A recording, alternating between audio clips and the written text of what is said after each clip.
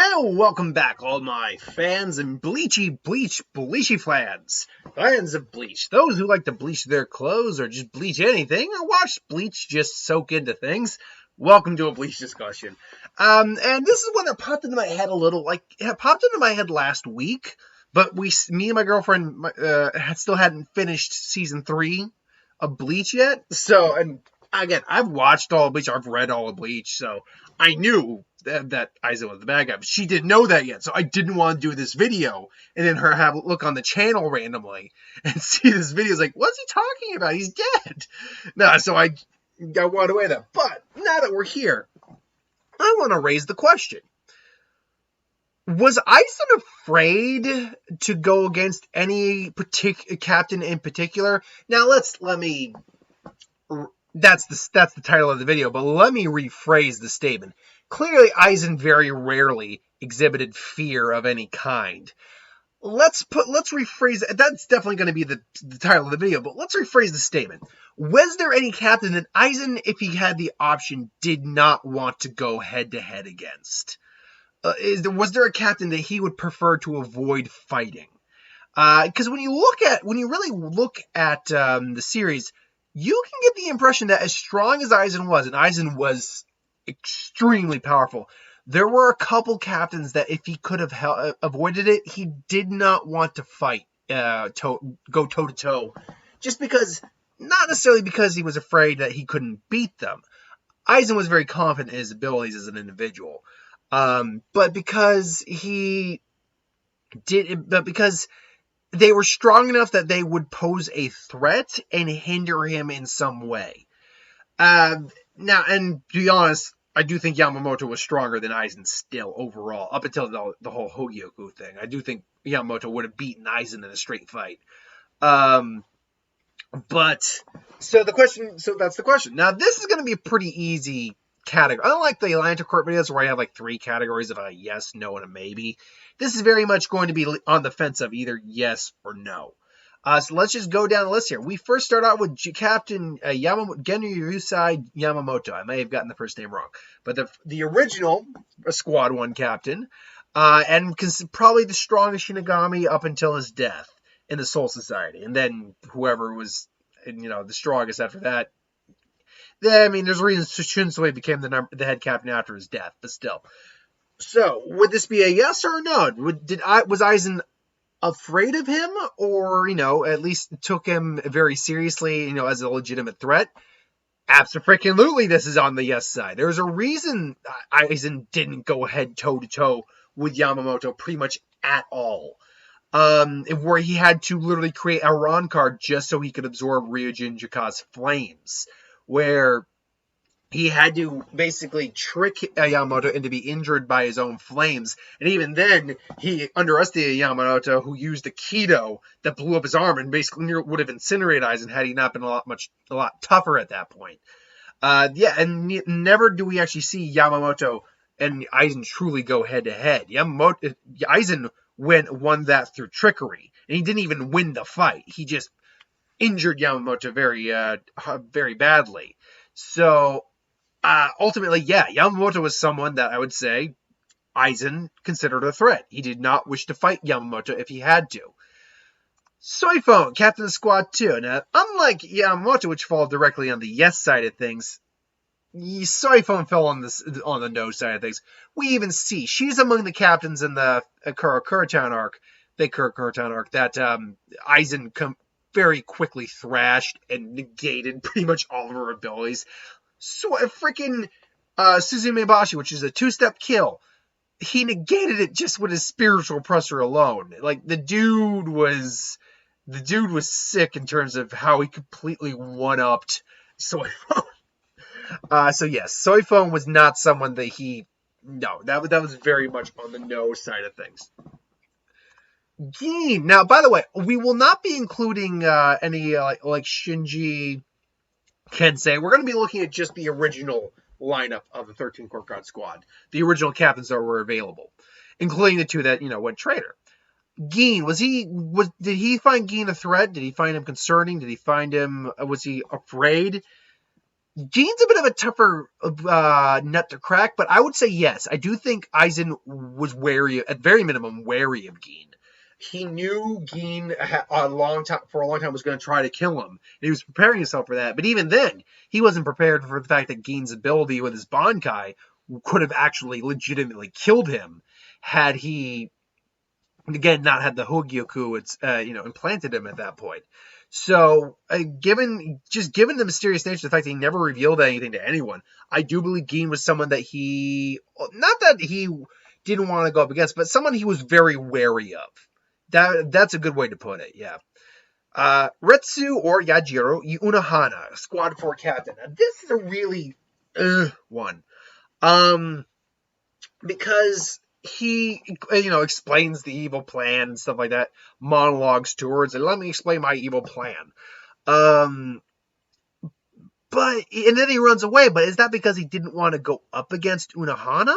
Because he knows who Unohana really is, like in terms of what her background is.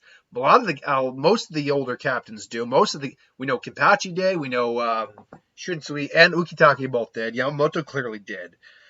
So I'd have to believe Aizen knows her background too, especially how smart he is, and how powerful she really was. Clearly, she was a powerful captain. She was the first Kenpachi after all. So, but the question is, did he really? Here's the thing. I do think he saw her on some level as a risk to go against or to deal with, and I think that's because he did not make a move on Karakura Town until four captains were trapped in Hueco Mundo. Specifically, those four too. I think all those four. We'll get to the other three in a little while, but I do think all four of them were on some level some individuals that he saw as a legitimate threat to his plans. Unohana, with her abilities as a fighter and her healing abilities, I think definitely fell into that category.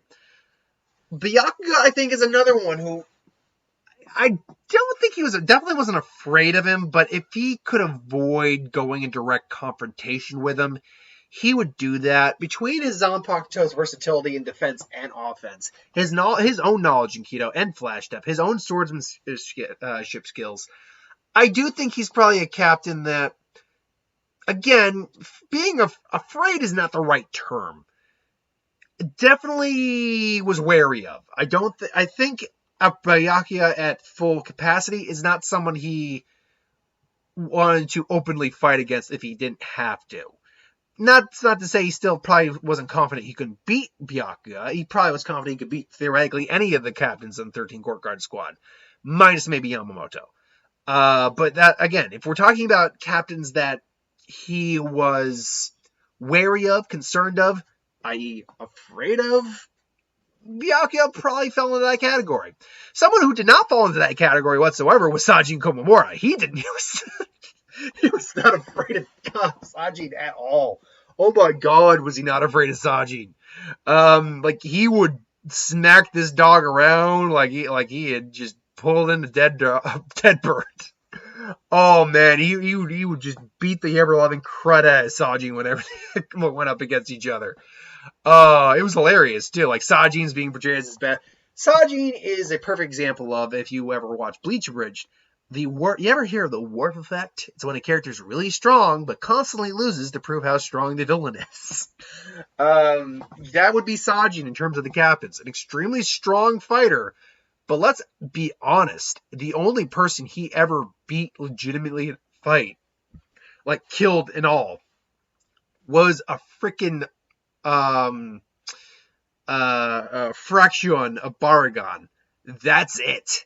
Technically, you can make an argument for Bambietta, but Bambietta didn't die. He did technically beat her, but so I mean, you can give him that, but honestly, like he lost to Kenpachi. Well, we never saw the end of the fight, but it's pretty clear he would have lost to Kenpachi. And he still was losing 2-on-1 with Tosen's help against Kenpachi. He lost multiple times, at least twice, to Aizen, lost again to Tosen. Sajin, unfortunately, is just kind of whipping boy here. Shunsui Kiraku, the former 8th captain, and now the first head captain. would. Here's the thing. Like, how many people knew about his Bankai first off? Like, we know Ukitake did. We know probably Yamamoto did. Unohana probably had knowledge of it too, because they were like the oldest captains. So, and his Bankai would definitely give Aizen some trouble. Like, if he had gone Bankai against Aizen in the fake Kurakura Town arc, he would have definitely given Aizen a little bit of trouble from the way that Bankai works. And specifically with the second, with the first and second phase, because that stuff like is unavoidable from Aizen's point of view. Now, or from what we can tell, that's just stuff that is like a static effect. The ocean part might not have been the best play for Shunsui, because it's about draining your spiritual pressure. And if you could get the threat of fate thing going around Aizen's neck, sure, but then Koike Suigetsu could have probably negated that.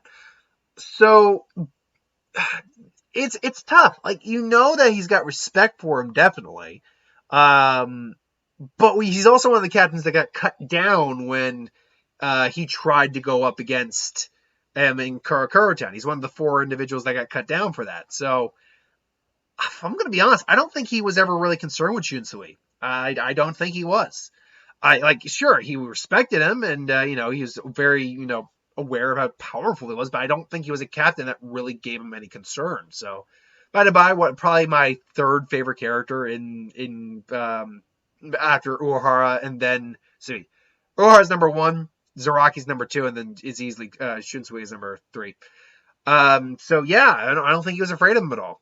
Tozen, another one where he was just, I don't think he was afraid of him whatsoever. Now, he knows his Zanpakuto wouldn't have affected him, but he was also, as Gin put it, yeah, it's a powerful effect, but you can get around it if you try hard enough.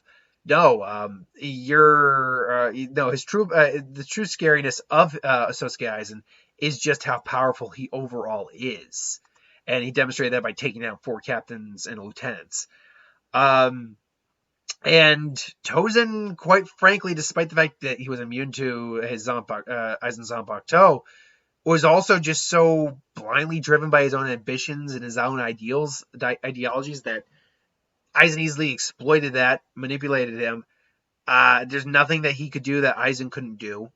And Aizen frankly just manipulated him and killed him on his own right. So I do not see him being afraid of Tozen really at all.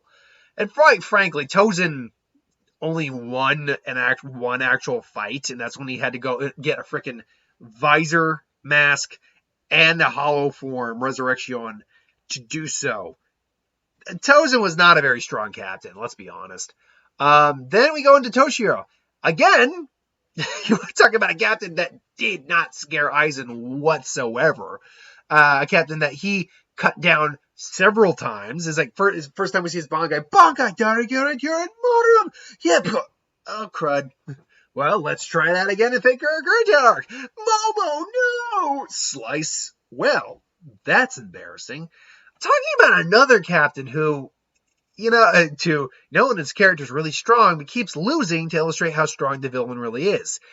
Let's actually go down the list of how many times Toshiro actually legitimately won a fight.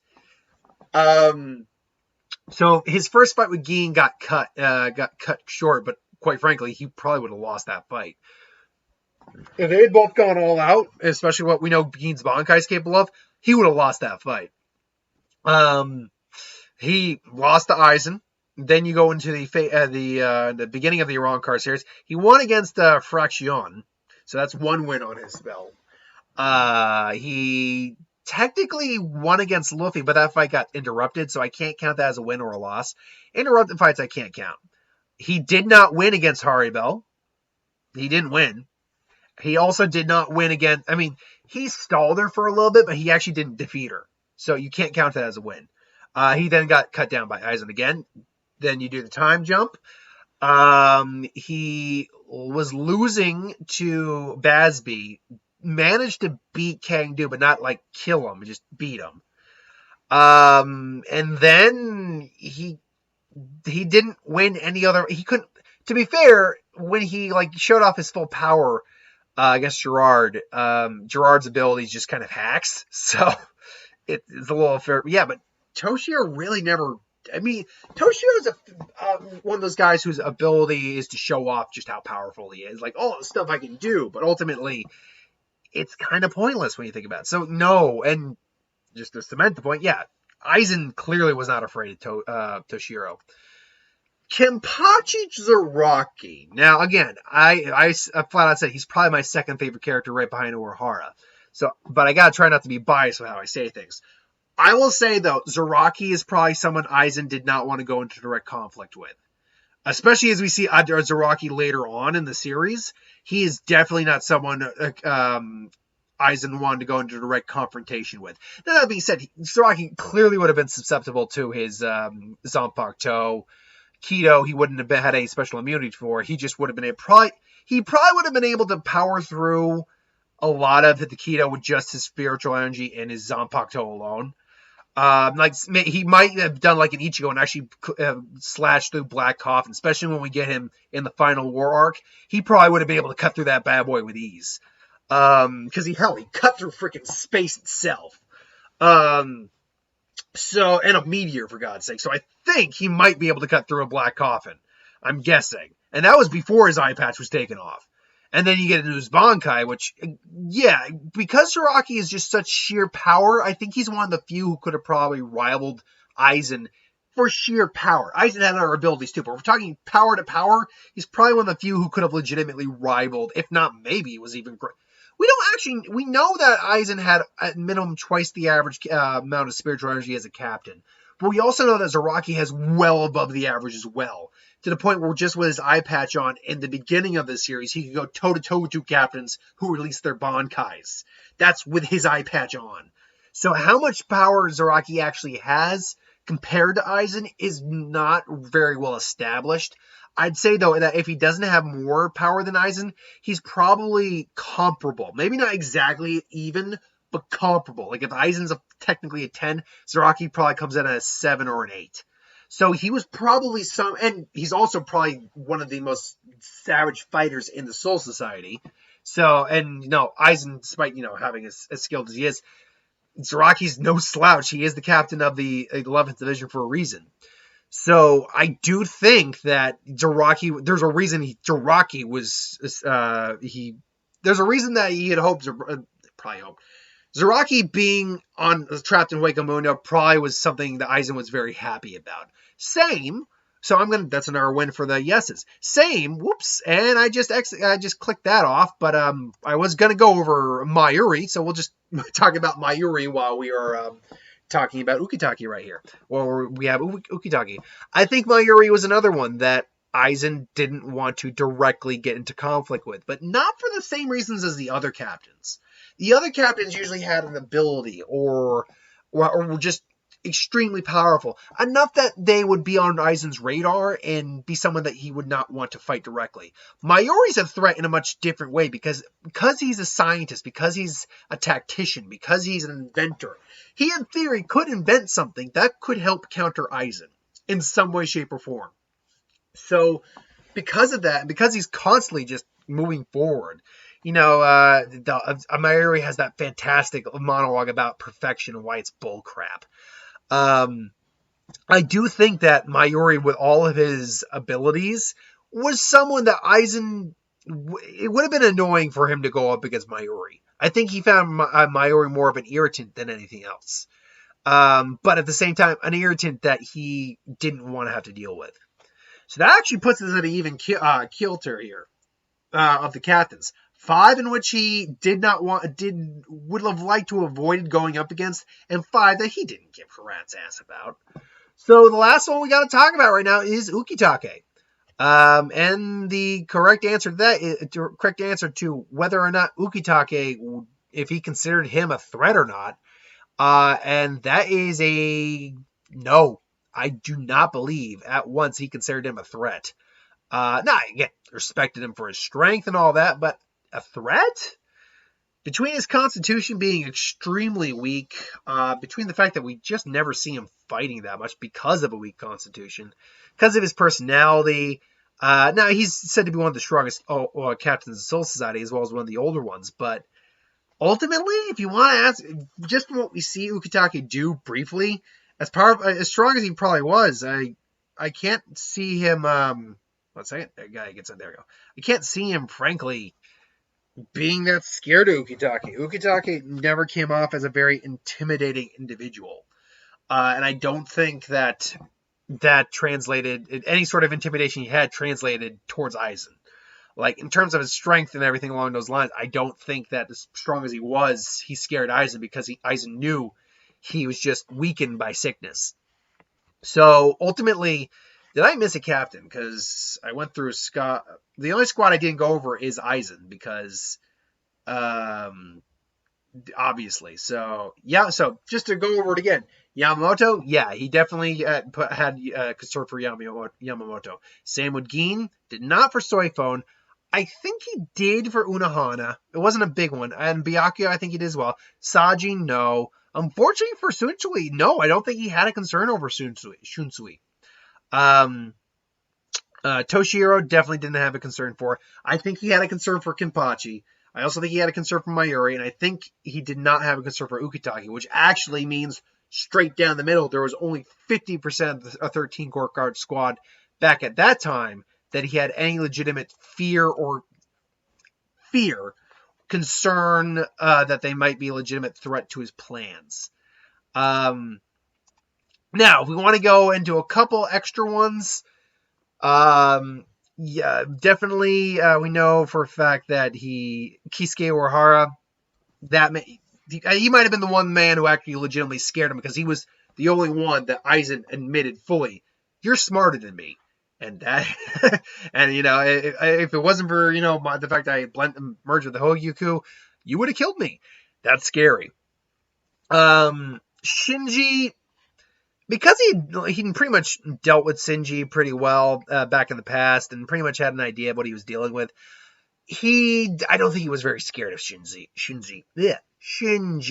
I don't think he was very scared of Shinji.